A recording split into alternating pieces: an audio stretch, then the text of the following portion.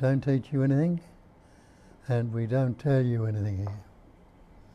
What we do is point toward and ask you to look to where we're pointing to see for yourself. Because the so-called gift, or whatever you like to call it, is something that needs to be grasped and understood by you. And nobody's ever going to give it to you. Though you might have been told that it can be given to you and all the rest of it, a lot of the things I say to you. It's something you've got to recognise for yourself. And the very fact that you come looking for it, looking for something, implies that there's something there in your innate nature is not satisfied with the way you're living. And you'll be in all sorts of psychological suffering and fears and things like that.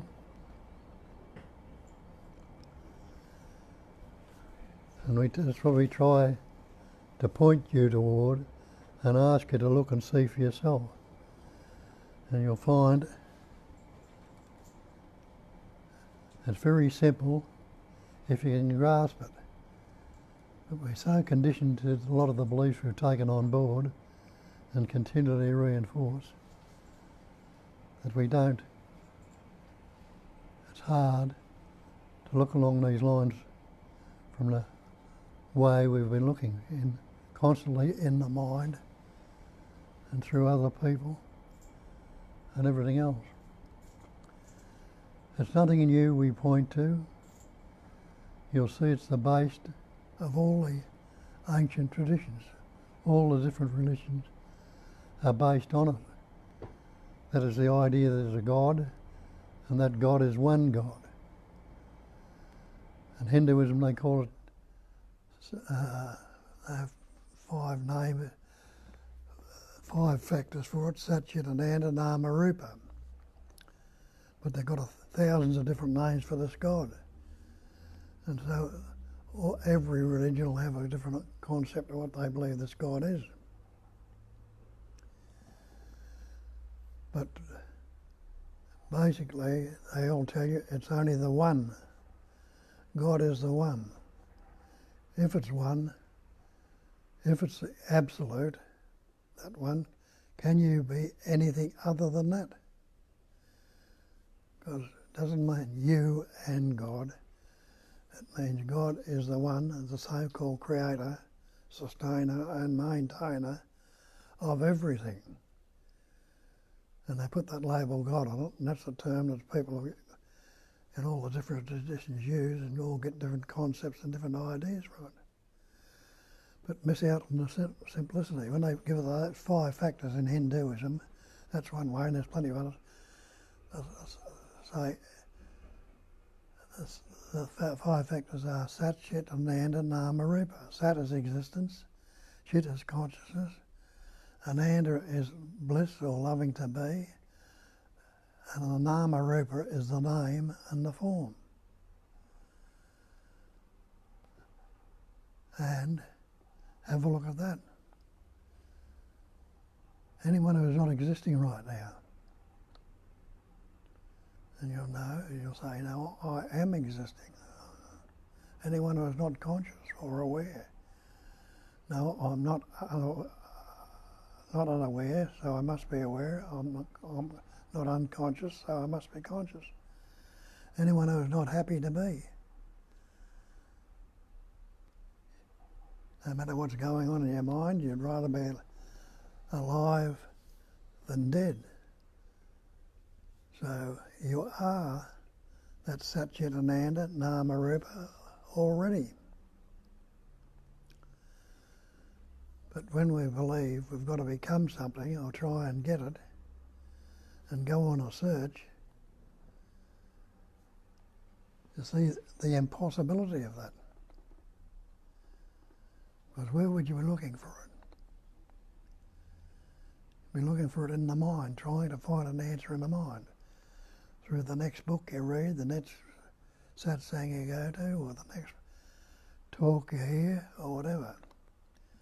And all those talks, readings like that, something in them might grab some sentence or some little chapter or some page or something you hear and might resonate. And that resonation means there's something innately within you that already recognises or understands this. And that's what we call a recognising, or in Buddhism they call it a cognising emptiness.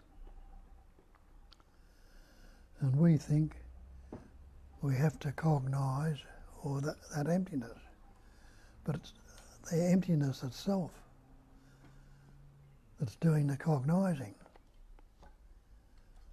What we call the emptiness, the space-like awareness, or the essence of suffusing that space-like awareness, is doing the cognising, suffused with that intelligence or knowing.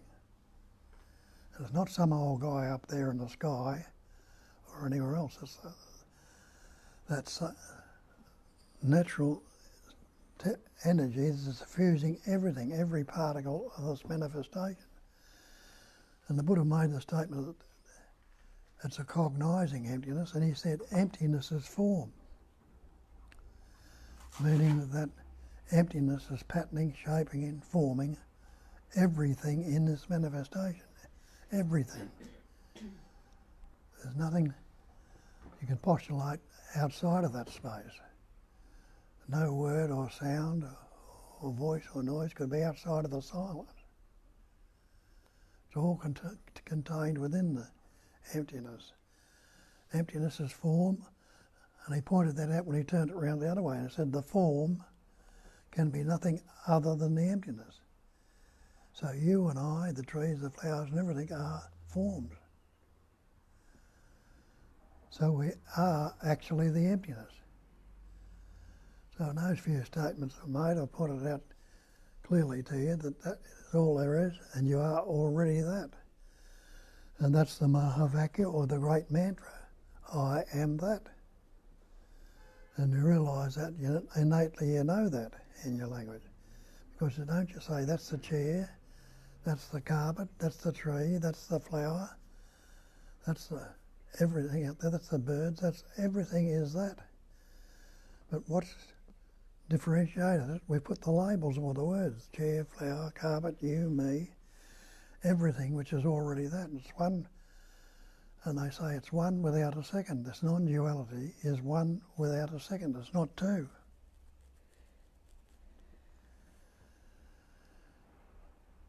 And everything, any number of things must start, any number at all must start from one. Or zero, and then there's one, and then there's two, and other shapes and forms. But it's the one without the second, not two. It's only the one. But the appearance and the words we put on it are discriminated. We put all these different labels on it. Well, what? Myriads of labels or words for everything in this manifestation. But if you ever had a look at the word, and you realise the word's not the thing. There's no word which is the actual thing. Take the word water. Can you drink the word? Can you swim in the word? Can you wash in the word? Can you drown in the word? You can't. The word fire, does it burn your mouth if you speak it? Can you cook with the word or heat yourself with the word? You can't. So the words are not the thing. And realise that you didn't learn any words till you were about 2.5, when the capacity of reasoning started to work in you. So you realise in that every word you've ever spoken or ever likely to speak has been picked up along the way. If you were the word and the word was the thing, you'd know it as soon as you were born. But you don't know it when you were born. You don't know it till your capacity of reason develops when you begin to learn words. And you learn words from your parents. And your parents fussing around you, say you're little Johnny or little Billy, a good boy or a good girl. And you start to read and you say, I am little Johnny. This is me, this is I. And we form this conceptual image about ourselves. And when that little child looks out there and he takes on that belief that I am little Johnny, he looks out there and he says, that doesn't fit little Johnny. That's not me, or that's not I. And that's when the separation comes upon us. And with that sense of separation comes insecurity and vulnerability. You become insecure and vulnerable from that point on. And that's when the search actually starts. Then we're seeking something more, something to find out our true nature, and we'll become more secure and less vulnerable. But it doesn't happen because we're never separate in the first place. And we continue to look with the word, for the concept or some concept or image in the mind that will say, this is what I am. But you'll never find the answer in the mind. You've probably been seeking it for a while now and searching for a while and haven't found the answer. And you're intelligent people, why haven't you found the answer?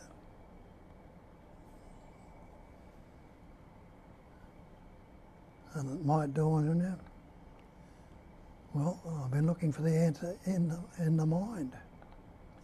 And maybe the answer's not in the mind. Maybe I've been looking in the wrong direction. And it'll take you along until you start looking, till you hear, if you continue to search for it. You might be happy in continuing the search and staying with it 20 or 30 or more years with meditating and doing this with the idea I will become something at some future time if I carry on the search.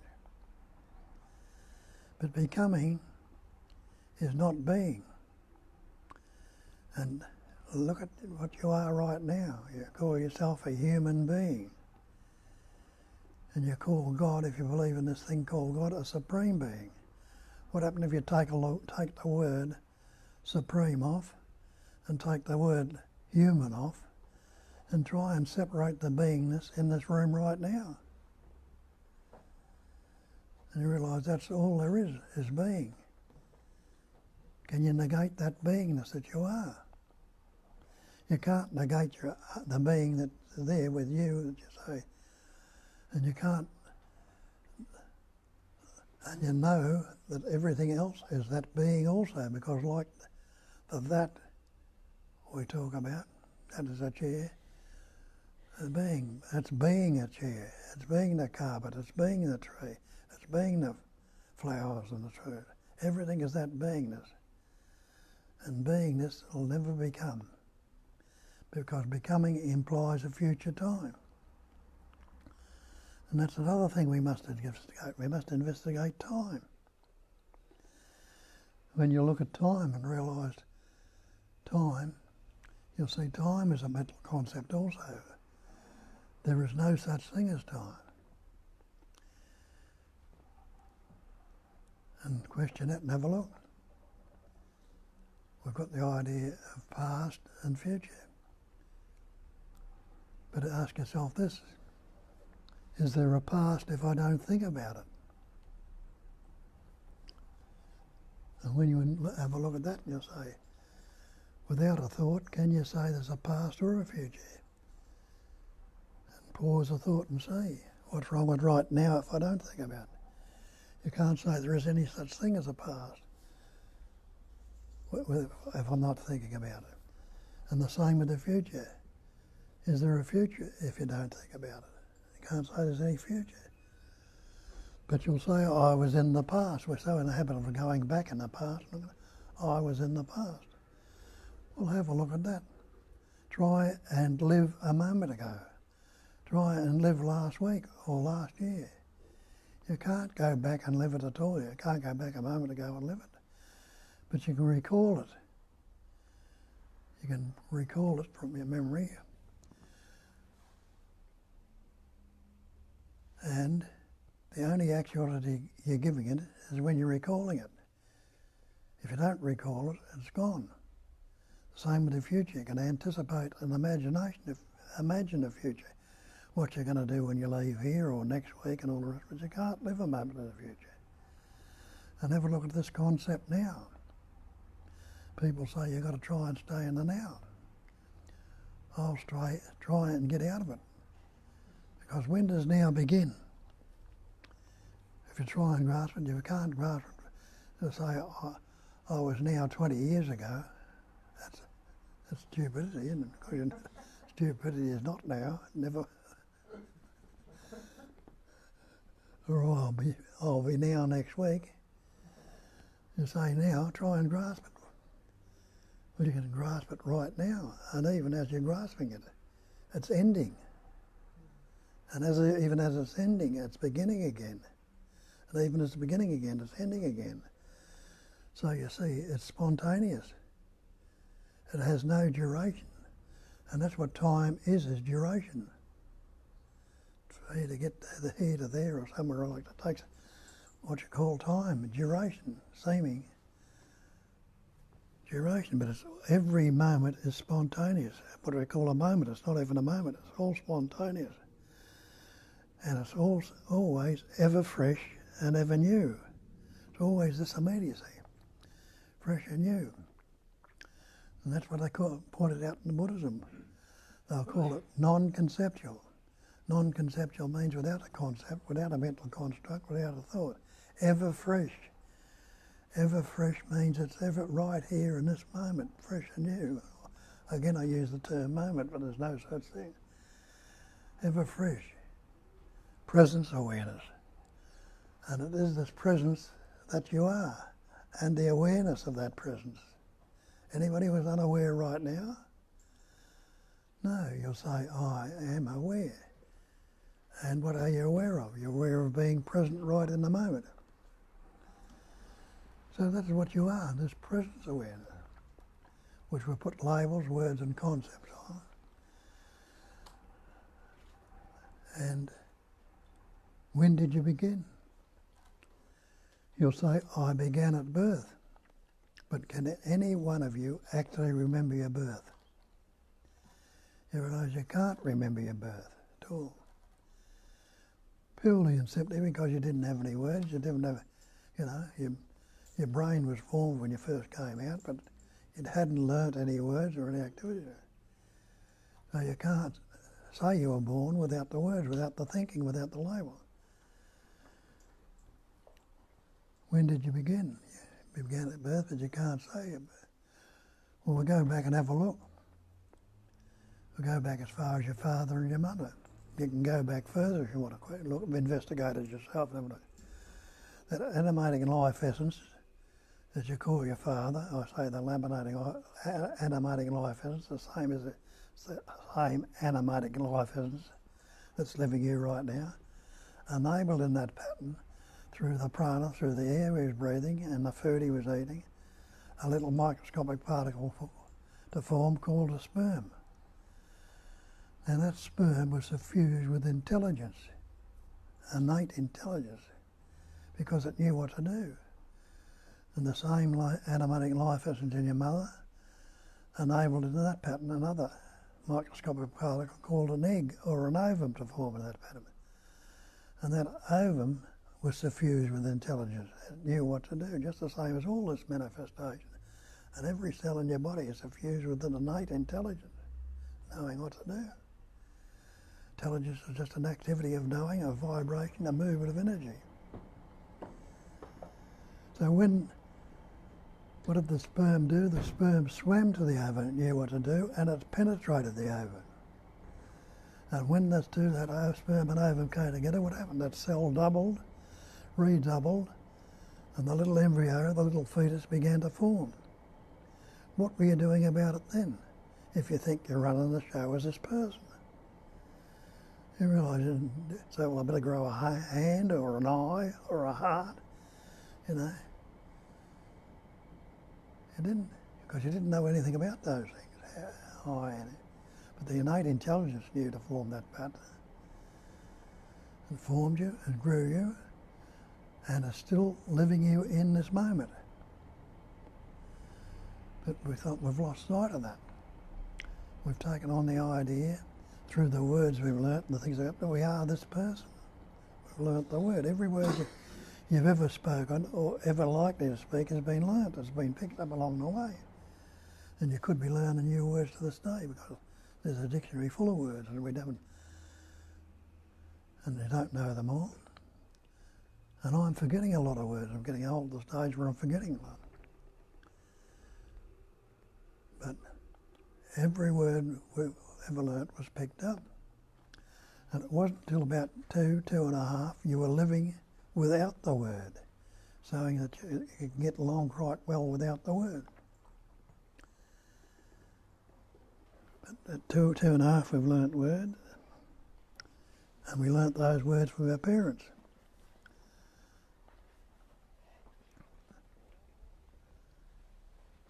And we form these labels or words and we believe ourselves, we are this person,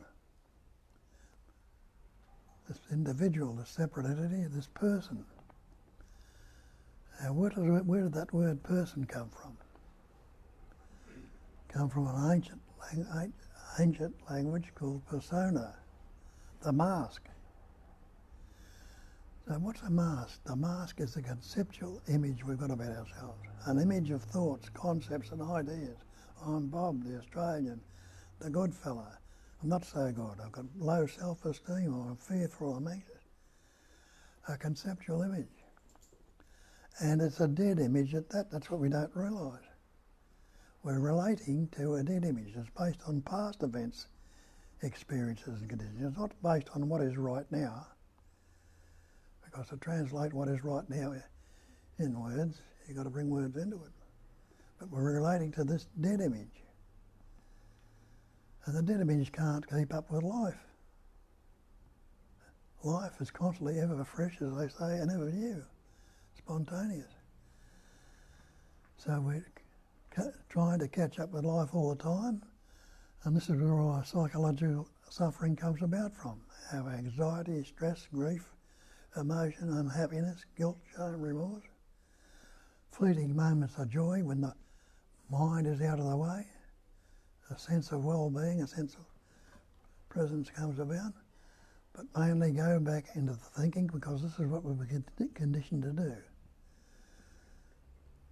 When we learnt words and started to reason, we began to rely on the words. So we formed this conceptual image and everything becomes relative to that image. And that's what all our problems are, problems of relationship. Relationship or relativity is dualism, me and the other, me and God, or me and this, me and that. And I tell you, in the scriptures, those that understood it and worked it out, there is absolutely no duality in non-duality. Non-duality is one without a second, not two. And there never was, I'm telling you, there never was two, never will be two, or never could be two. It's always that one that's patterning, shaping, forming, experiencing and expressing as everything. And have a look at that. Where does it all take place? Doesn't it take place in space, in emptiness? So try and think of something or postulate something that could be outside of space. And what would it be in? If you talk about different universes, different patterns, what would they be in? Could they be in anything other than space? And how many spaces are there? We think this room has got this is closing space and boundaries. It's not. or any of the planets or stars or anything else. And this Earth rolling around space. It's not outer space. Never was. Even when the seasons come and all changes go on, it's still not contained outside of space. So there's nothing you can postulate outside of space. So we've taken on this belief that we are this persona,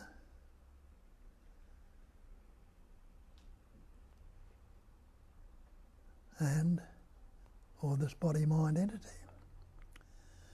But have a look, are you the body? Innately you know you're not the body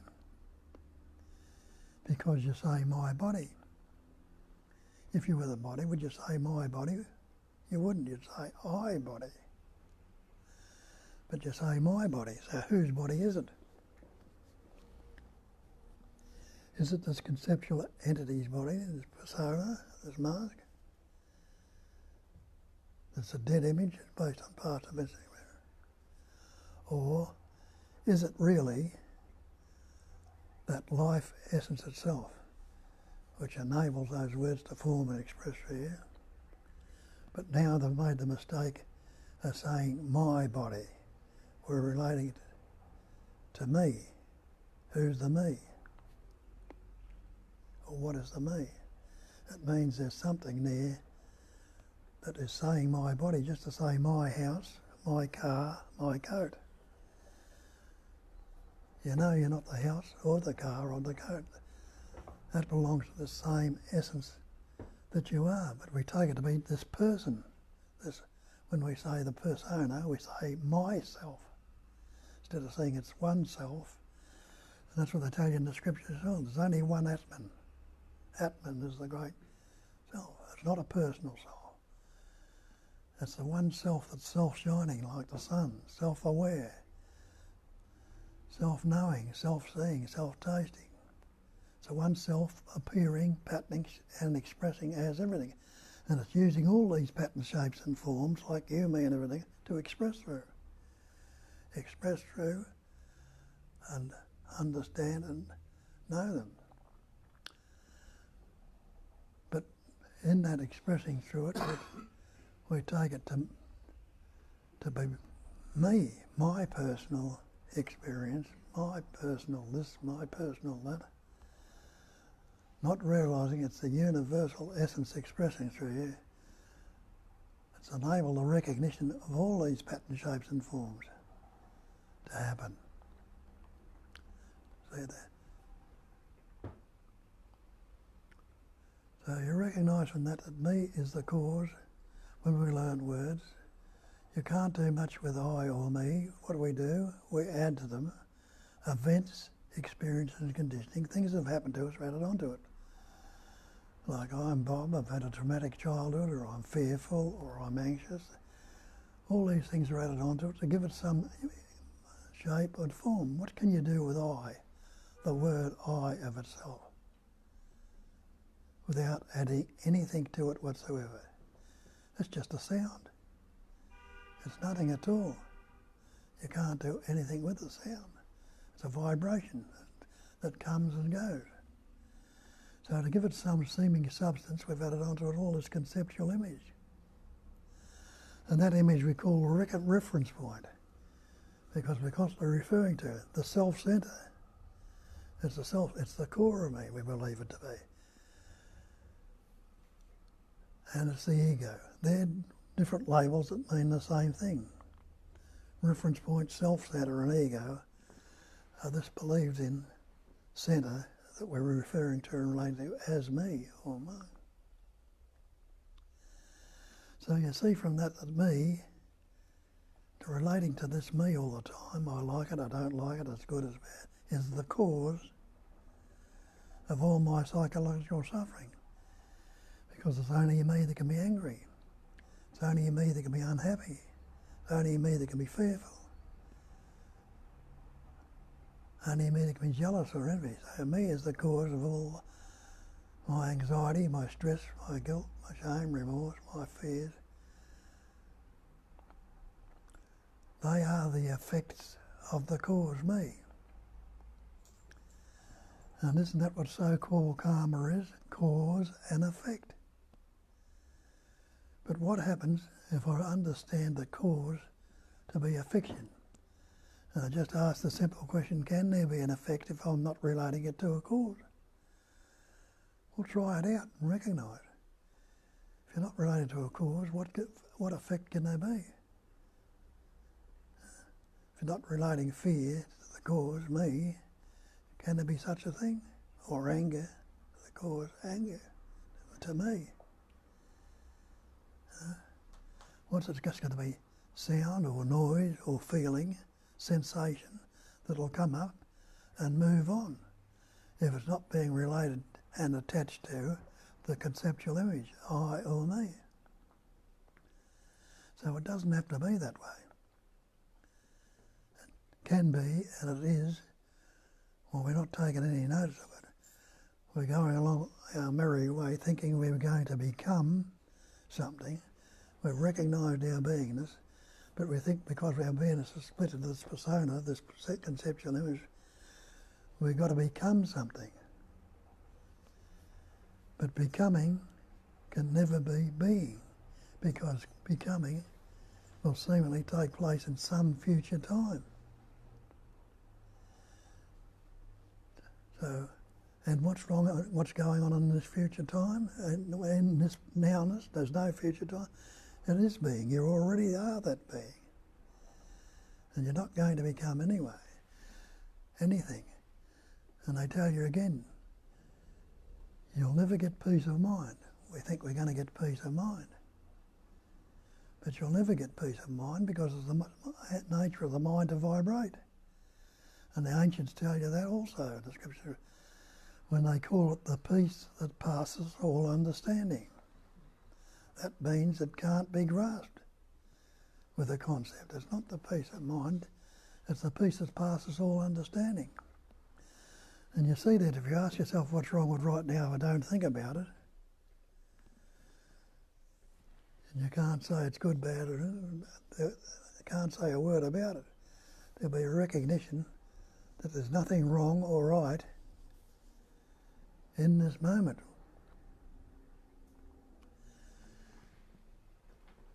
So we've got to investigate and see this. Everything becomes relative to that centre. Something comes up and I like it. How do you know? Well, I've had this before. And we want to keep the things we like. We don't want them to go. Not realising that this manifestation, as they tell you, is transient. It's constantly changing, constantly and ever changing, ever fresh present awareness.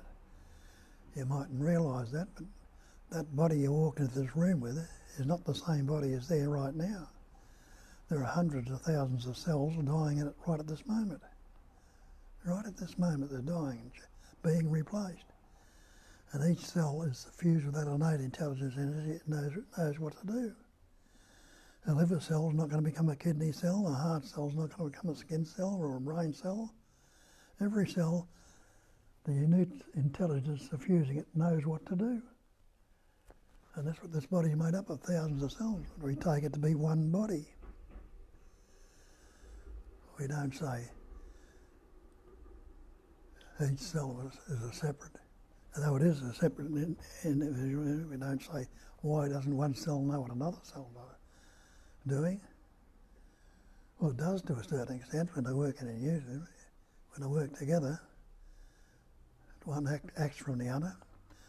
And just the same as we. What activity are we doing by ourselves, singularly alone? Even the breathing and the heart beating. The breathing, we couldn't ever take a breath of air. The air wouldn't be there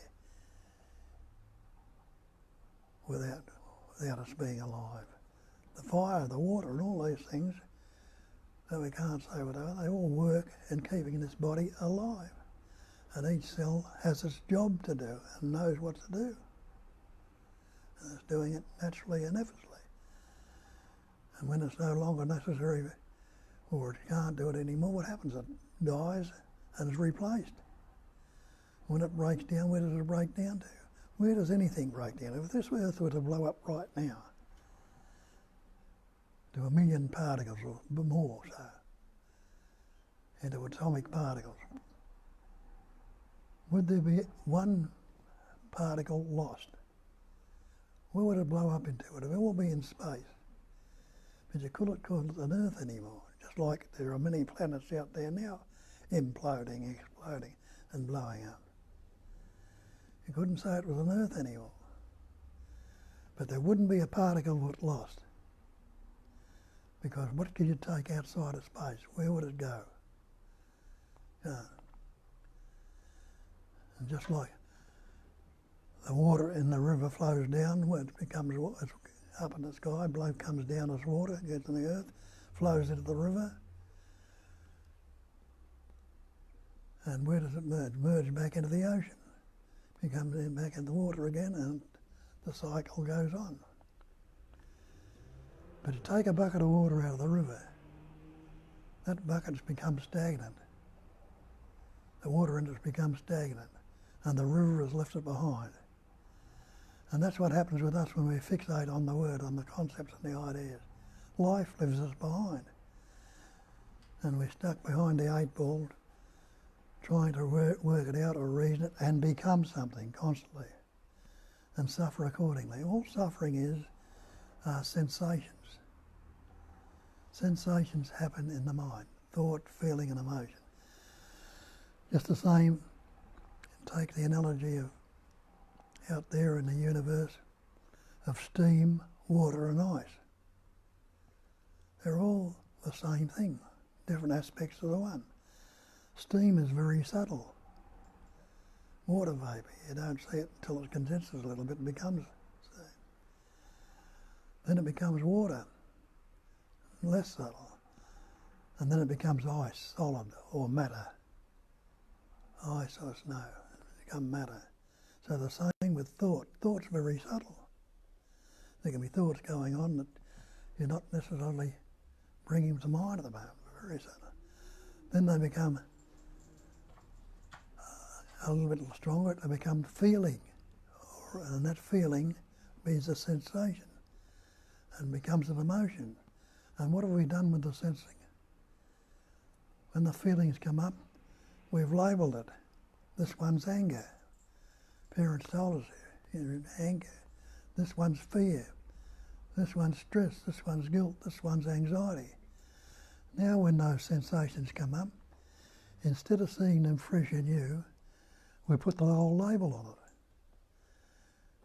Now some of these angers we can have can be really overwhelming. Some of the fears and the anxiety and stress will be overwhelming because we're bringing the old back into the moment and all the energy of belief is going into it and making it seemingly solid. And that's the only thing that keeps it alive, is this energy, and the energy of belief. We've got all these beliefs. And look at that word belief. Put that to the dictionary. See what the definition of belief is. And the definition of belief is an unquestioned acceptance. Exactly that, an unquestioned acceptance, something we've accepted without questioning, of something in the absence of reason. So when these thoughts come up and we're told they were anger or fear, instead of questioning and looking into it, see them fresh and new, we load it down with the old and keep relating to them, keep bringing them up. Unquestioned acceptance of something in the absence of reason. We've got this capacity of reasoning, which is very useful, but it's also self-destructive if we don't understand. Acceptance in the absence of reason, acceptance of an alleged fact. Told it was anger, it was fear, that's what it was alleged to be by parents, schools and society. We never investigated ourselves and see out what some of these facts we've taken to believe were real or not, except without positive knowledge or proof. When you put them to the test, and they are false, you'll recognise them as false, because the false can't stand up to investigation. It's as simple as that. And how many beliefs do we question? We don't. How many of the old things do we question? We have investigated a few, like years ago when people stood on the earth and looked out on the seashore and looked out where the sea and the sky met, they were told, don't go out there, you'll fall off the edge of the earth. And you go out there and look at it today, it looks like it's the edge of the earth. But you know now, we've investigated, and we know that the earth is not flat. It's not the edge of the earth.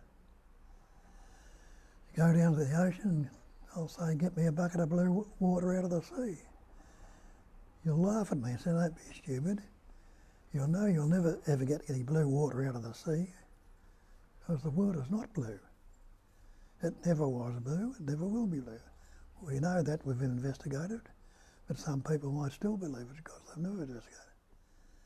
Go into a plane up 30,000 feet and see where the blueness of the blue sky is. You'll see it's always further out. There's no blueness in the sky, blueness in space. I look out there now and there seems like a canopy, a blue canopy over there. Right? But it's in space. It's only space where it gets such far enough distance away, it'll reflect the blueness in it. I was outside yesterday looking at the skies and blue sky, there's a beautiful white cloud in the sky, and I see behind that cloud was space, and the blueness was behind it. There was no blueness in front of the cloud, and there was no, looked at it also, and on that cloud there came a darker cloud that seemed to come over it, and there was an enormous space between that cloud and the white cloud. We don't notice, but when you look at these things, and behind that cloud there's a heck of amount of space there. The space, the enormity of the space we don't notice, and the different things that appear in it. So investigate things like that, and investigate this concept you've got about yourself. Recognise and see if you are this person, this separate entity, this individual. You believe you are this body. What's this body made up of? Earth, air, fire, water and space. If you think you're separate from it, stop breathing. Stop taking the air in. See how long you can last without the air. Take the fire, the body temperature. You'd soon get hypothermia. Take the water. The body's 80% water. You couldn't live without the water. So the space is made up of these elements. The body's made up of these elements. And these elements can be broken down to subatomic particles into pure energy. So this body is not what you think it was. But it is the pattern which has been formed to express through, for the capacity of reasoning to express through. Just the same as all the pattern shapes and forms in this manifestation could be appreciated and expressed through, enjoyed. If they didn't have pattern shapes and forms with minds, what we have to express there, who or what would know anything about any of it? Nobody. It'd just be patterning, shaping and forming. There's no thing. So the mind is a very useful thing. But being a vibration, a movement of energy, it's also, as I say, it can be very useful, but it's also the cause of all our problems because it vibrates dualistically. And have a look at that. How does your thinking go? Look at the way you think. Aren't you always thinking dualistically? It's either good or it's bad, pleasant or painful, happy, sad, all sorts of, always in the dualistic opposites. And the boundaries we put upon are the words we've learned. As Shakespeare told you, he says there's nothing either good or bad, but thinking makes it so. It's only the thinking that's enabled us to put those terms, good and bad, on it, to divide it into concepts. We like the good and we don't want the bad. Pleasant, painful, happy, sad. So we encaged ourselves in a cage of concepts. Me, Bob the Australian. Let's put a limited label on me, a country or a what.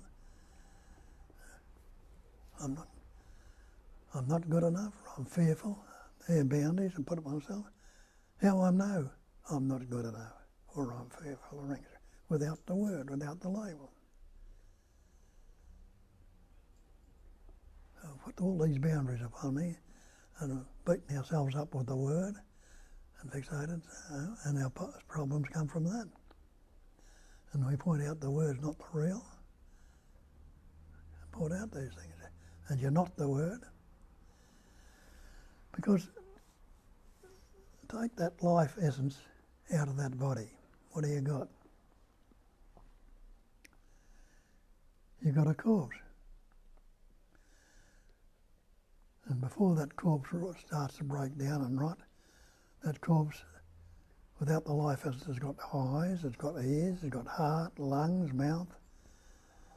All the organs, kidneys, all the organs are still in that body.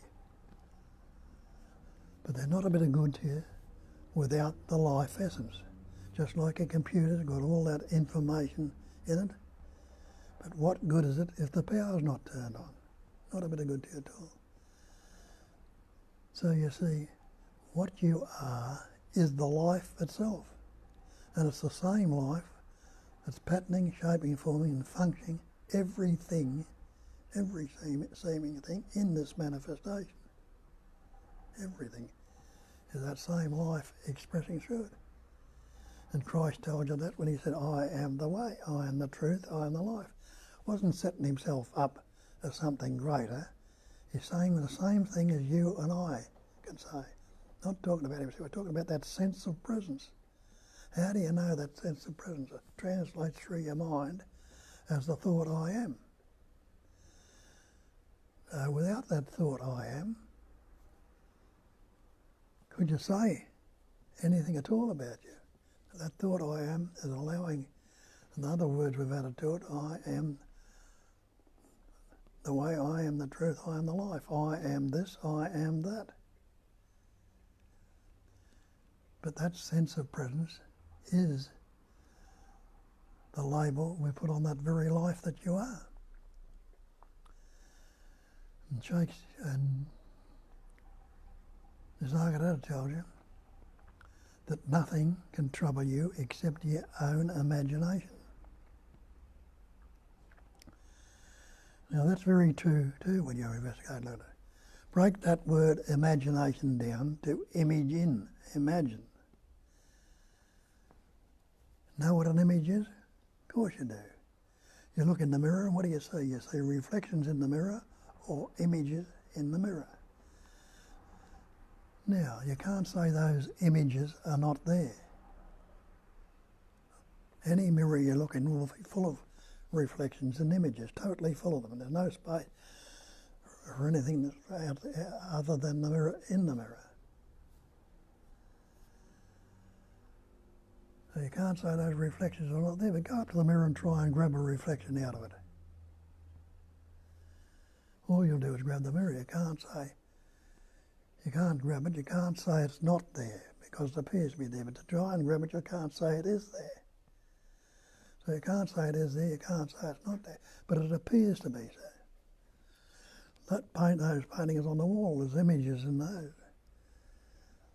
Images or drawings, paintings and reflections in the water, and you can still enough in the sea. But that's what's troubling you. You put labels on these images, not seeing what they are when they're actually broken down. The images in the mirror are nothing but the mirror, the art on the wall, the images on the wall are nothing but the painting on the parchment.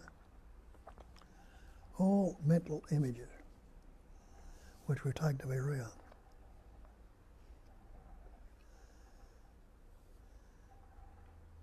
So without the images, what are you? You must be the no thing, just the life itself. As Nisargadatta again tells you, When I know I am that no thing, the nothing, that is wisdom. But when I know I am everything, it's that no thing that's expressing and patterning, shaping, forming as everything. When I know that I am everything, that is love. And he says between those two, the wisdom and the love, the knowing, the being, the knowing and the loving to be, my life flows. So you're putting it right in a nutshell. Life is constantly functioning between the being knowing and the loving to be, that's at an end. And expressing as that. And if you know the truth about it, it's going to be a lot simpler and easier and more spontaneous than what it is when we're relating constantly to these conceptual images, to the fear, the anger, the belief, and all that. Spontaneous livingness, spontaneous life, that is what you are. Recognise it, recognise it. Cognising emptiness again, recognise that you are that. And you can't be anything other than that. So instead of saying I am Bob, I am the poor fellow, or I am the anger, or I am the fear, I am that. And everything is that. Everything is a no thing. So you haven't separated yourself, taken your place. And what comes up, just like that breath you just took, did you say, I'm going to take my next breath? No. Just like that beat of your heart, did you say, I'm going to beat my heart, expand and contract? No. It's spontaneous. What's your next thought going to be? You can't tell me what your next thought's going to be because it's spontaneous. So it's all around you, pointing to it all the time, that you are this spontaneous life essence. And I can tell you this, that psychological suffering can be with you, wave free of. It can be. Doesn't mean to say that things won't come up at different times. But even if it comes up now, maybe you believe it's not real, it's got no, it's like a fangless tiger. It's not going to bite you, it's not going to hurt you too much. So just leave everything as it is. See for yourself. Got any questions or any doubts? Bring them up. We'll try and work about point you. I can't tell you, but we'll point you to do it, where to have a look to see for yourself. But that's the acid test of everything. See it for yourself. Know the truth, and the truth will set you free. That's the scripture say. And as we pointed out before, the false cannot stand up to investigation. When you see the false and recognise the false as false, what must you be left with? You can only be left with truth. And that's where the so-called freedom, the peace and joy is. So get into it. Questions or doubts, or tell us about it. If you're looking into it, how are you going with it? What's happening? Has it given you anything that makes you want to question further? Or you can say it's all crap and keep in your old ways of looking. Another 20 years you might decide to look a bit further.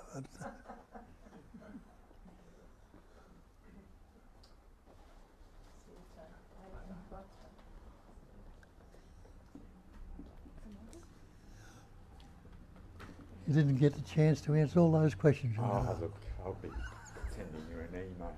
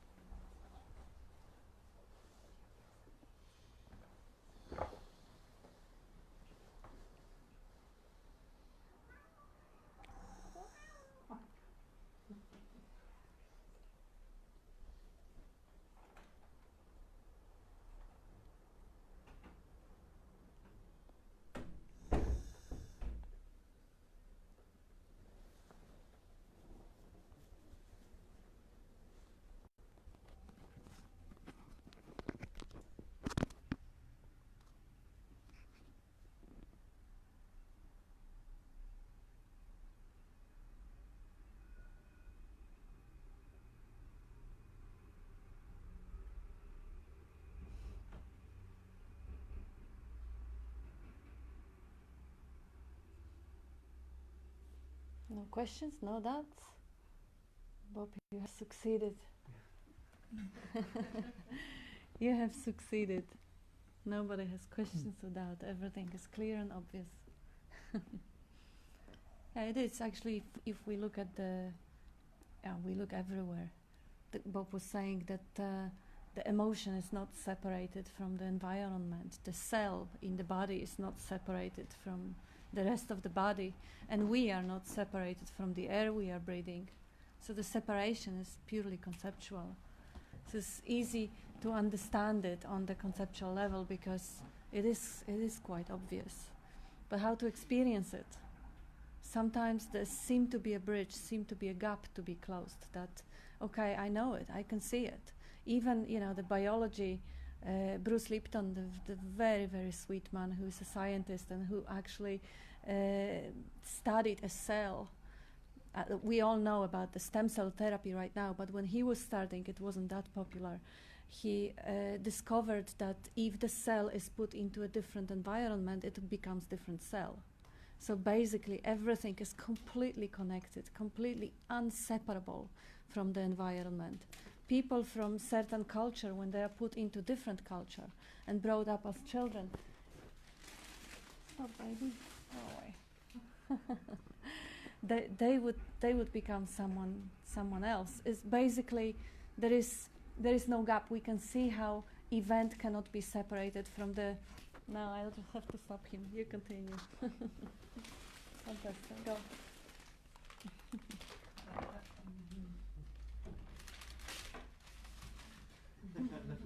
Very playful. You should have banished the cat instead of No, he's a happy,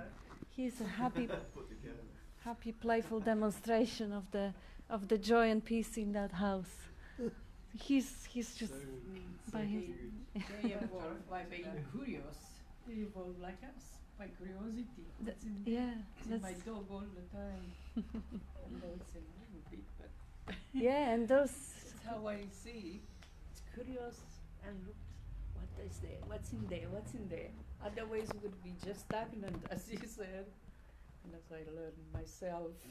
Exactly. Look how they're not in the head. They're just spontaneous in the moment.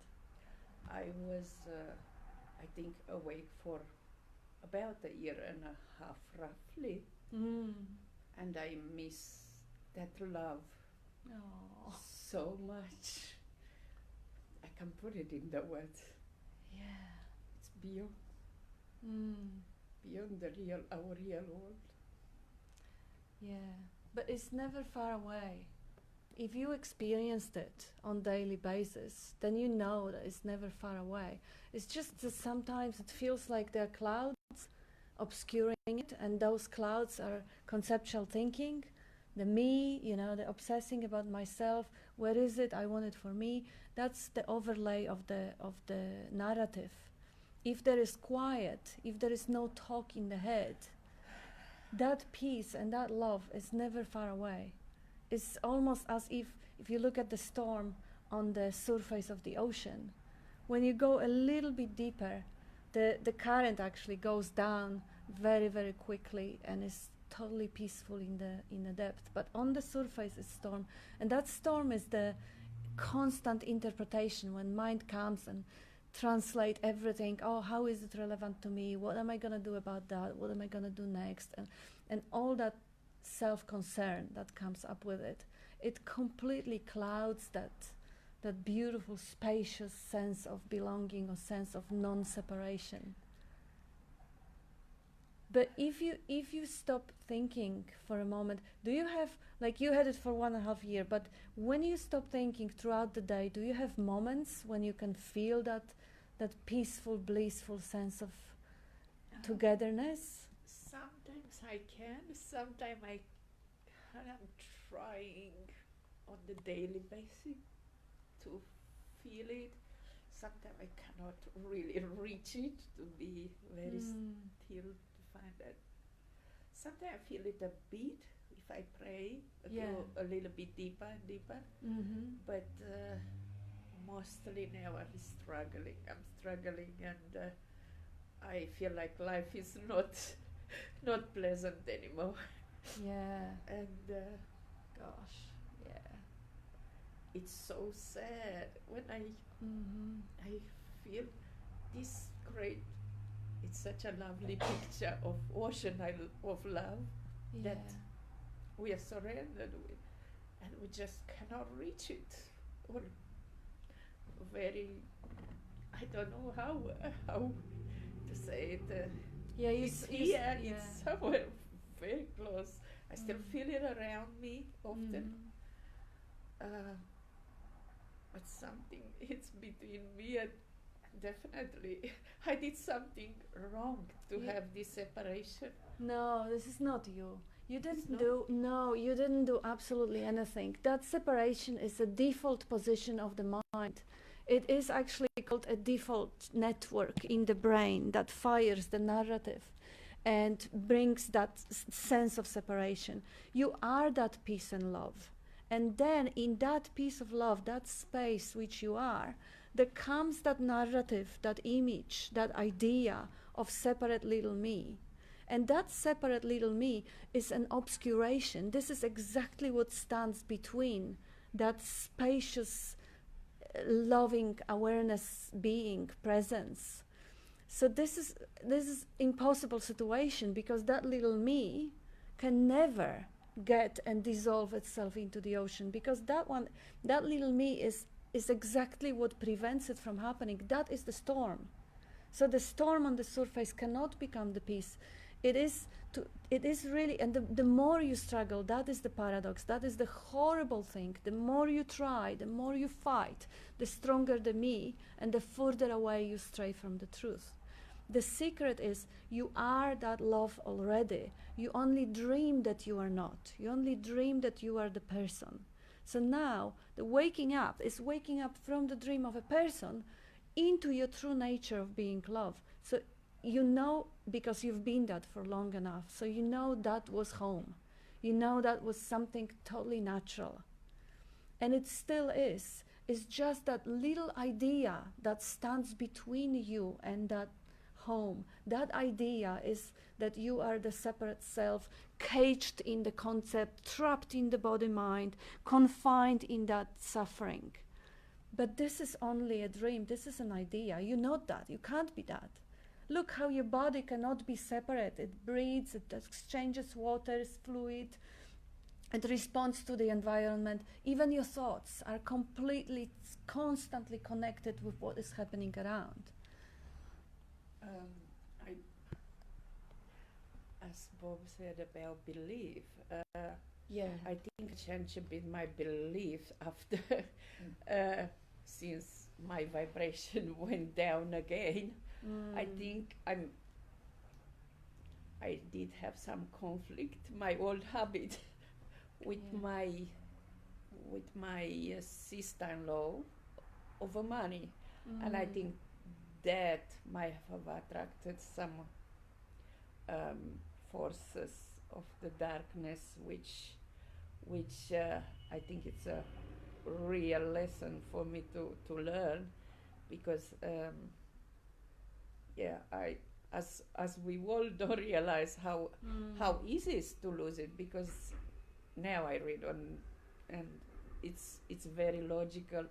This type of energy doesn't bear to feel any dark energy, so it's already something between me, as you said, and this energy of love, and I think I did it mostly unconsciously at that time, but now I'm becoming more and more aware. I have to let that all those worry about money, about whatever, family, whatever could happen, and I have to stay as much as possible in the moment. It's hard. It's hard as I. Thought, feeling, and emotion is how it comes up. There's a subtle thought at the back of it all, you know. Now, what are we talking about? Satchitananda, being, knowing, loving to be. There's a subtle thought going on instead of about worrying about money or whatever it is. Then the feeling or sensation comes up. The thought there, well, loving to be. Be warm to yourself. Being, knowing and loving. You're being. Just give yourself a little smile instead of worrying about what it is that's going to cause the fear and anxiety. Give yourself a little wink if necessary. Say, I know you're there. Talk to your own heart. And the idea, most of all, the idea that you've done something wrong. You could not possibly have done anything wrong.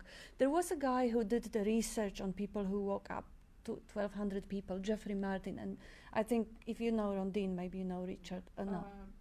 I know her for just a few weeks. Okay.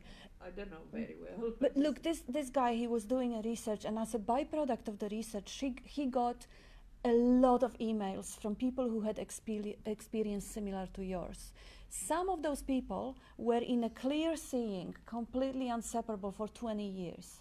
And then a couple of strong traumatic experiences happened. One in line, husband died, a child had a car crash, and the wife left. And then the separate self, that neuronal connections in the brain in a default mode network started firing up and recreating the sense of contraction again. You know, they were 20 years of clarity and suddenly trapped again into that cage of concept. But did they do anything wrong? Should they be punished? Don't think about that. Don't think that this is your fault what happened, because your sister, because the money. No, this was a circumstances. This was the world. This was the world bringing a wave of adversities, and something clicked in a wrong way.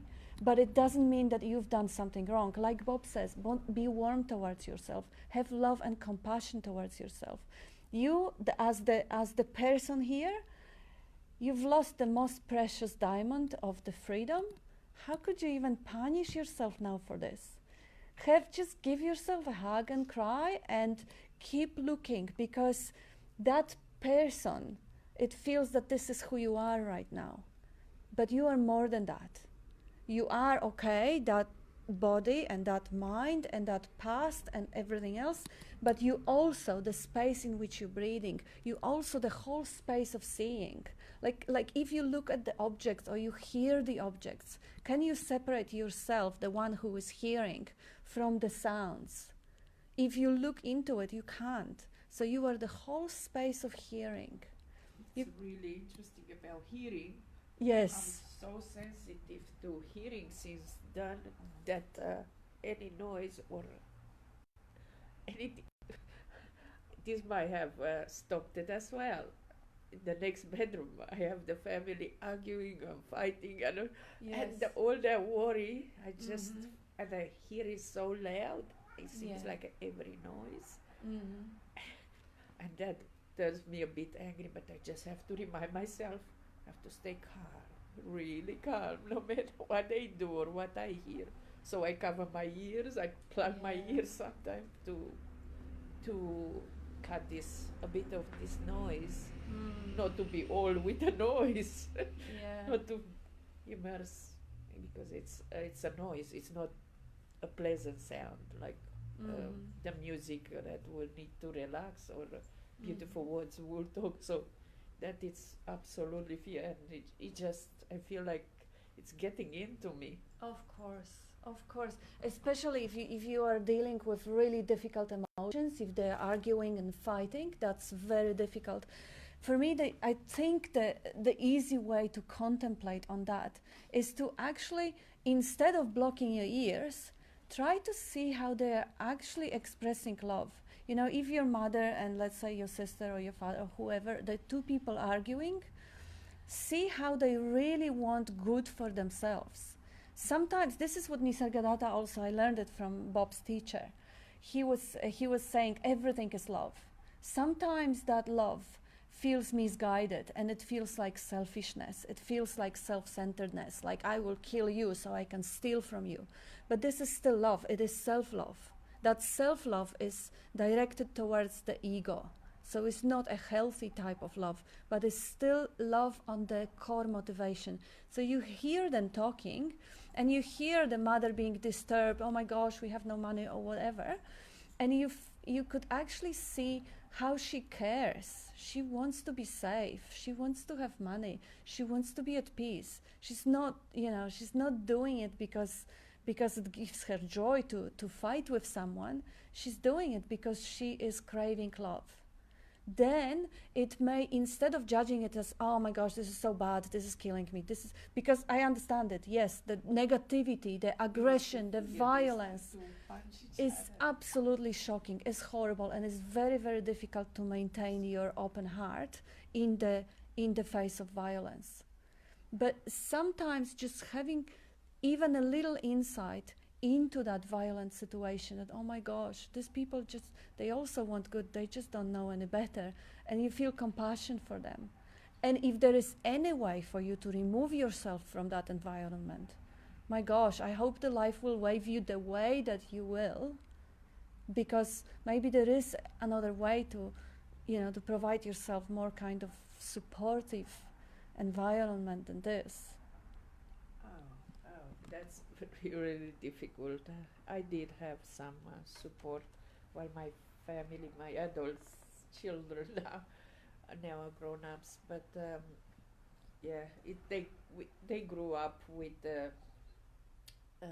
this pattern of thinking negative. We all, and only since this, whatever it's awakening, born again, I don't know what to call it, because since then I start to be interested in life. I was really, I could say, dead. So after that I was just looking through the internet. I don't know how to use it, but somehow something.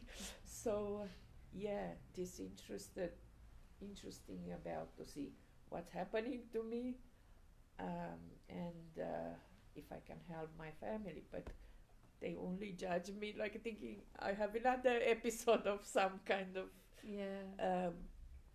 I don't know, psychotic episode or angry, or who knows.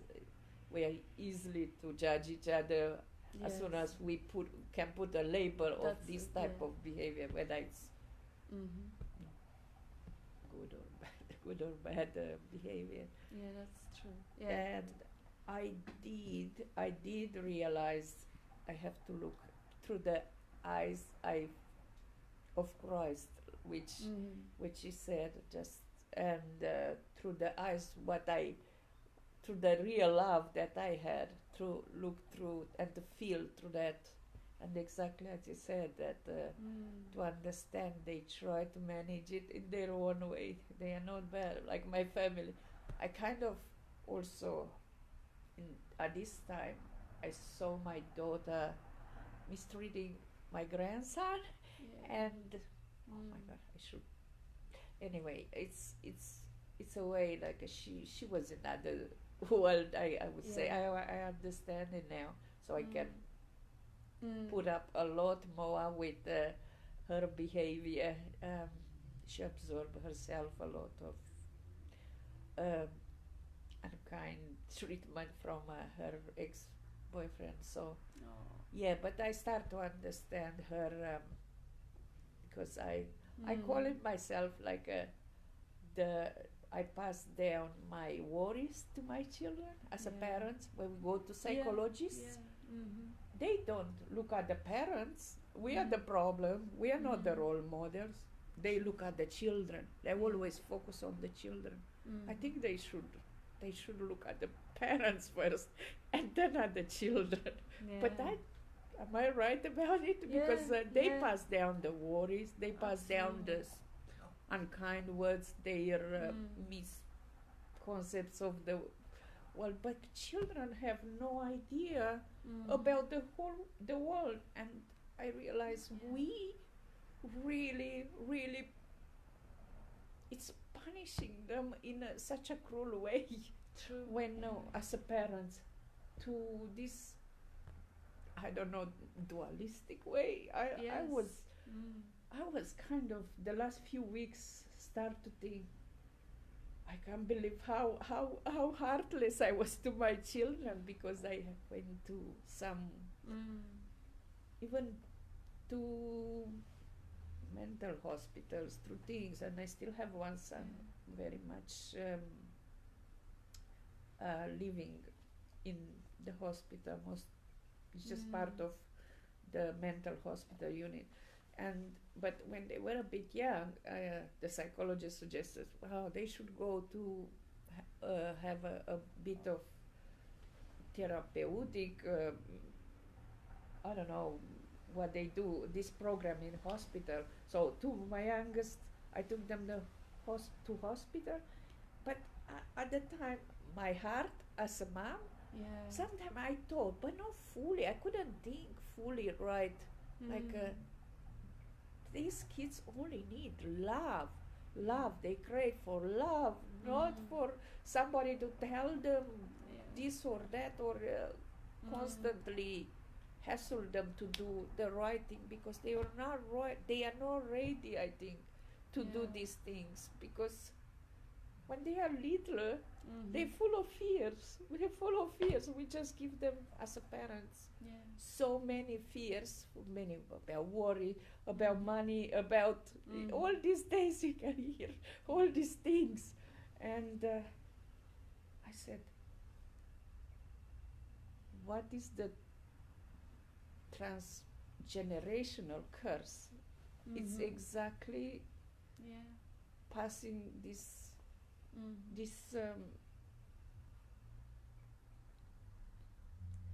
things that worries us, we're passing down to the children, and they have it, and the next generation is like curse. That's how we all believe that we are separate, we are individual, the person. It's not only the character defects or the worries or the fears, but the biggest one, like Bob says, the biggest one is the belief, after all, I'm only human. Like, you're not human. You are that field of love, you're that ocean of love. You only put the jacket of a human and believe that you are a human. And you give it to your children, but you are innocent. You don't know any better. Like, you were doing your best, you loved them. You thought what was best. Even putting them to the hospital, they told you that was best. And you know, if you knew your heart was saying something else, but then, you know, the head takes over and you trust people who tell you what's best. So you are totally, moment to moment, you were taking decisions, having your best intentions and the kids' best intentions. And so were your parents when they were bringing you up, and their parents. So you can see already how totally inseparable the whole thing is, the whole dance. It's not only parents affect the child, but also their schools. Kids are often get bullied at schools. Or they have teacher that they really like and they want attention, and the teacher ignores them or punishes them. Or, you know, there is 1,000 little things. The malnourishment. Sometimes they have not enough of magnesium and they get a little bit stressed out, or they get some nervous sort of things. The whole environment creates the little one and brings it up. Just like every cell in the body, you put the stem cell into your knee and you will have a knee cell, or in the liver you'll have liver cell, because it is inseparable. And now to recognize yourself as that inseparable force of life, you know, that is blowing the wind and looking the branches moving. It's hearing the sounds and also expressing as the sounds.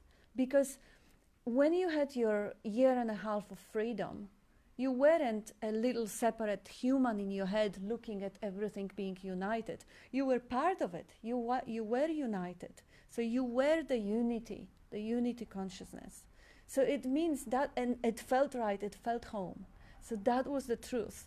And now you travel to be, again, the little human in a head or a little image, looking out, how am I going to join with everything? That little one joins with everything when it's gone. When this little controlling sort of a thing, a judgmental little thing, the narrative, oh, this energy is good, or this is bad, this shouldn't happen. You know, this thinker in the head is the only thing that actually separates you from that unity consciousness in which you realize, which you know innately. This judgmental mind? Yes, that little monkey mind, which is always either in the future, like Bob was saying, dualistic mind, either in the future or in the past. This is good, this is bad, this is pleasant, this is painful, this should happen, this shouldn't have happened. This is for me, this is not for me, this is about me, and everything in between. Of course, this is very good, this is very bad, this is medium good. All the thinking between the two extremes, all the commentary, the voice that talks in your head. Like when we are children and we start hearing that voice first, and then we start listening to it all the time, we start believing that this voice is me. This is my heart speaking, or this is my true self speaking. But how could that be? Who is hearing it? There is a voice talking, and there is something hearing it. So am I the one who is speaking, or am I the one who is hearing? Or is how many of me is there? So really there is this identifying yourself as the judgmental mind, as the mind that is constantly vibrating between the two opposites. That's the trap. That's what creates, because the same mind is going to tell you that you are not good enough. You are a bad daughter or a bad mom. And the same mind that is telling you this weather is good and that weather is bad, or having money is good and not having money is bad. Violence is bad, and the same mind, it will define you as a body, as a person. And this is equally the story. Look, if you look at your parents fighting, and you see that this is violence, this is negative energy, this is horrible. And now you kind of look a little bit closer, and you look that your mom is crying and yelling because she's afraid. And she's afraid because she wants to be safe. And she wants to be safe because she cares for herself. She's got a little bit of a self-love, and she cares. And now she's, pretending to be big and strong because she's afraid. Now, something that was negative energy, now you can see as a call for love, as positive energy, as something that is sweet. The same mind was telling you a moment ago something else. Now you can see this was bullshit. So the same mind is going to tell you now, you're not good enough, you separate, you lost it, you've done something bad, you've been punished. The same mind can tell you, hey, look, maybe that's not exactly what's happening. Maybe I'm completely innocent. Maybe if everything is that one life essence, maybe I am the beloved child of the universe myself too. If everything is that, look, that Bob is saying the one essence vibrating into different forms. One form of vibration is the sound. Another form of vibration is a light.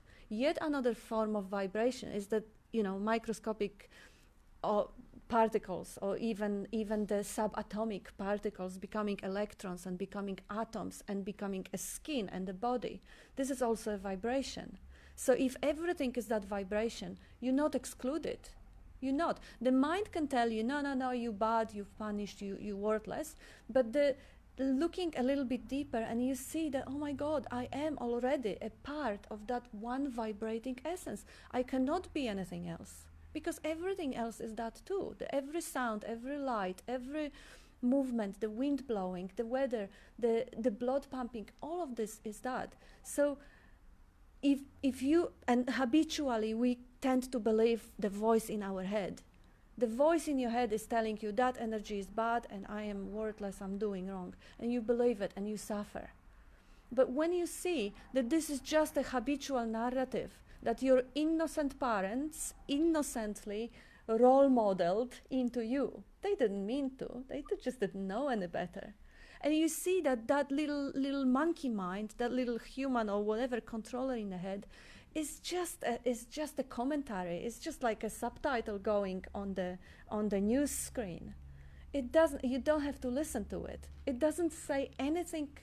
It's sensible. It's just, well, sometimes it does. It can tell you how to build the house or how to learn new language or something. But if it talks about, if it comments and judge yourself and life and relationship with life, it just creates the pain, the suffering. But if you realize that commentary is not who you are and it's not telling you the truth, and you don't have to listen to it, you basically kind of see it as a stream of vibrating energy. Just like you hear the sounds outside, you can hear the sounds inside, and just don't worry about them. Because You got a question? it's not easy. Oh, okay. It's sort of related to the same sort of topic, and it's not really a question as such, but it's more of a comment, I guess. Yeah. I guess, clearly, you're in a state of turmoil. Grief. And grief.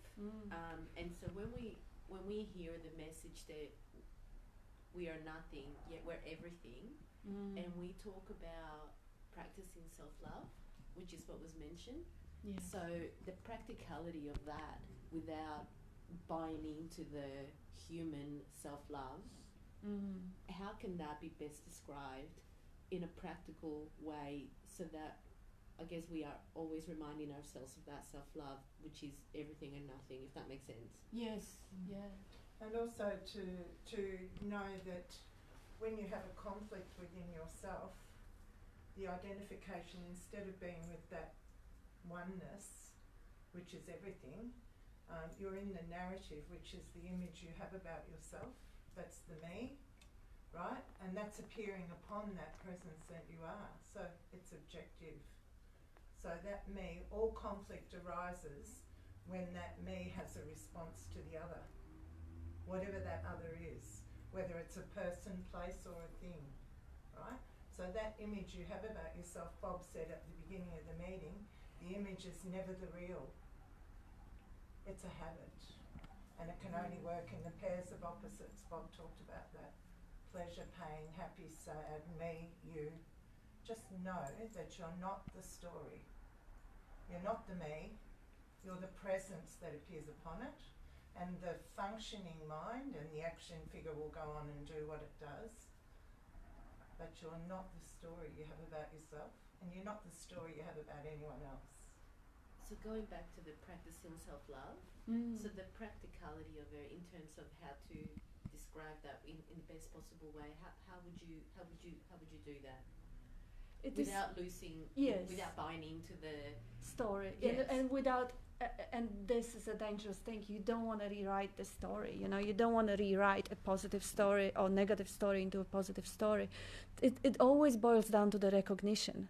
Instead of rewriting this, sometimes a little bit of a translation kind of opens it up. Like, you know, you have the statement and you look at the opposite and then they both collapse.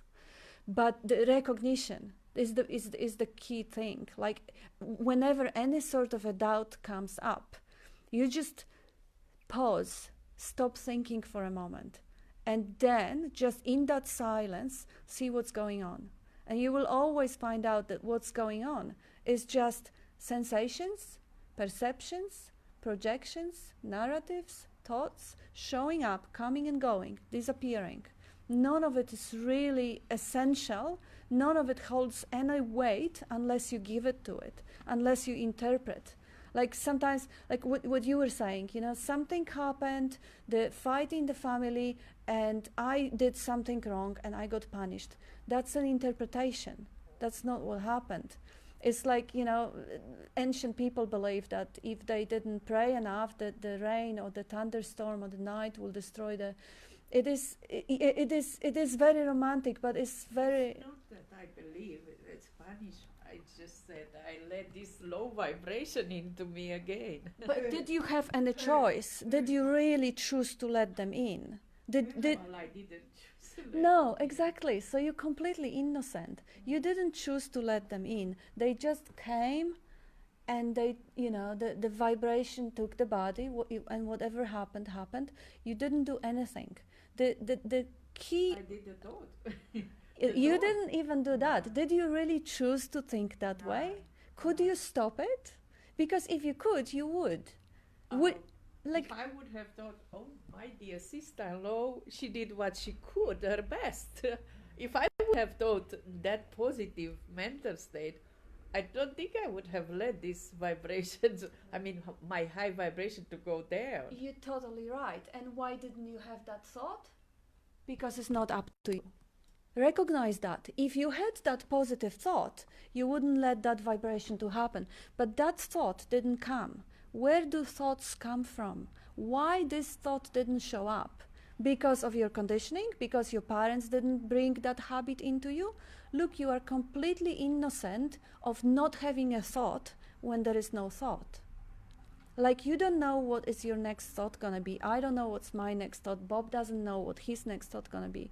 And now the situation will come and the thought will not cross my mind. And now I won't do whatever I could possibly do if the thought was there. But I have no choice. You had no choice. That thought didn't come up.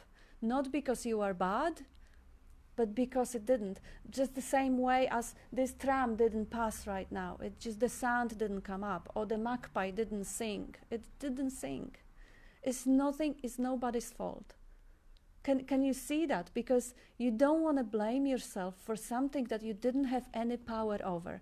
See, the key of the message that Bob got from Nisargadatta, and we are all getting from Bob, is that the person that we believe ourselves to be is a fiction. There is no little monkey or little person in the head who can choose thoughts or choose to act out on thoughts. There is no one there. There's nobody in the head. You are that ocean of loving life force, inseparate. This is just your vehicle. This is your little car or little house or little coat. You just put it on so that, look, as a life or pure presence or love, you don't have any eyes, so you can't see the beautiful world. You don't have ears, you can't hear. So you adapt, you dream yourself a body, so you can look, you can hear, you can speak, you can express. But you are not this body. This is just your vehicle of experience and expression. But you still are inseparable field of presence awareness. Not that little person. Because with the body, you see this is the field of life, and it gets that body almost solid, that's the subtlety and the solidity. And when they meet, there is an illusion of a person coming up, that there is someone in control, someone in charge. But that is illusion. There's nobody there. There is no one. This voice that says, hey, but there is a me here in the body, and I'm not out the body. I'm here in and not outside. That is a dream. We dream to be separate. But you remember, you didn't feel, you confirmed that, when you had your 1.5 years of clarity, you were joined in with the whole field of love. You weren't a little monkey in the head looking out and feeling united. You were the united universe. I do not know what happened, because I still keep on trying to put it in the words. I could say born again, but why did I lose it, and how I lose it, and these all questions. Exactly. You're dwelling in really, the story. Fills my head. Mm-hmm. Why did I lose it, and how could I have lost such a Precious treasure diamond, yes. of the world that people don't know how to reach it? Yes. And I said, we don't know how real, how this happiness, the real happiness, it's ecstatic beyond the words. Yeah. And it's frustrating not being able to get back into that feeling. It's really frustrating. And I said, even that probably stops me. That the thought of being frustrating, it's annoying that I cannot get it. Any thought that identifies as you stops you. Yes, because you are the field of love, not the little me in that field who wants to jump. You're not on the shore jumping to the ocean. You are the ocean already. So it is. Okay. It is the. Yes, the problem. It's See, just a pattern. It's just an old pattern of identifying with a separate me, and you're not that. You're not that separate me. See what I was saying to Sandra, the key thing is always recognition. Like, you can't explain yourself what happened and understand the story in the past because you are in the head. Recognition happens from the silence of this moment, this presence. So the only way for you to recognize yourself as that ocean is to stop thinking. Stop thinking. When you with that, I have to go up in the middle of the desert. No, you don't have to go in the middle of to see no. nobody, not to hear nothing. No. One of the things, I went in the country just before it happened, or it's just, I don't know, my time. I had this awakening around 45, which I heard this 45, 46. And I heard Bob had his awakening around that age. Is it true? Yes. So I was talking about Bob with Rondine, and I said, I think it is kind of, we doubt a bit when we talk about these things. But I said one thing makes me more to believe people. It's like if we have in common something, and we can identify so easily, well, through some of the things. But one of the things, it's like to just feel it, and I just even felt it just before as I talk about these things. And I try to sometimes just to stay still to feel it. And when I stay right now, feel it, I do feel it more, that feeling than usual.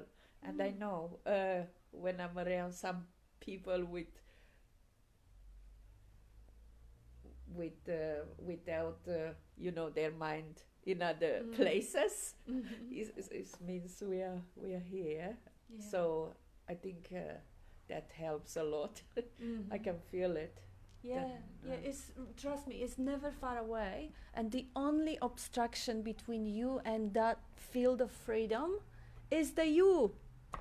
Is the idea that there is a me, separate me. That me, who you truly are, is pure presence. Pure presence, you always are. The I am, like Bob says, I am is the quickest translation of the presence through the mind. So you know that you are. But then you think you know who you are. You think you are the person, the body, someone who had something and lost something. No, who you are is undescribable. As Bob says, Satchitananda, being, you exist, you have the being, you are. Chit, consciousness, you conscious. And Ananda, you wouldn't want to die, you love to be. So this is who you are, not a limited person. I see the internet for everybody, and I say, I hear this, another fear gets into me. I hear on the games, I'm dead. I hear my grandson, I'm dead. I say, how damaging these games can be to the young kids. I think beyond anybody can understand. Yes, but do you believe so? Absolutely, but look, because they constantly say, I'm dead, I fail, in the games. Yes. So it's such a unhealthy it may even make them suicidal. It may even prompt them to go to addiction. And you know what happened? Bob was one of the addicts. And if he didn't suffer tremendously, suicidal depression and incredible suffering, like the biggest, most painful suffering that I've seen him go through, the pain, he says is all laughable comparing to the suffering that he went through as a young guy before his awakening. And if these people or those kids or those games go through this suffering, you don't know. Maybe that is how the life is planting the seed for investigation and awakening. Because people who don't really suffer that much, they don't even look for the freedom. So it's always best to just hold your judgments and say, I don't know. It's easy to say, this is so wrong. It's easy, but the life is so wise and it's so wide and it's so complex that we never know. Sometimes the worst things that happen to us prove to be the best over time. Like, my greatest fear was to lose my ex-husband, who I loved beyond measure. And when he decided that I'm not suitable to be a mother of his children and he left, that was the best thing that ever happened to me. And many, many other things in life that people report that were a transformational breakthrough, even though they felt like greatest fear or suffering. We don't know. So I have to let them be what they are. No, you will be moved to do whatever you move to do. Life may move you to stop the gaming. Life may move you to separate, isolate, look after them. But don't take credit for it. Yeah, well, okay. Yeah? Time's up, but you two can carry on if you like. Oh, yeah. Okay. I'll just stop there.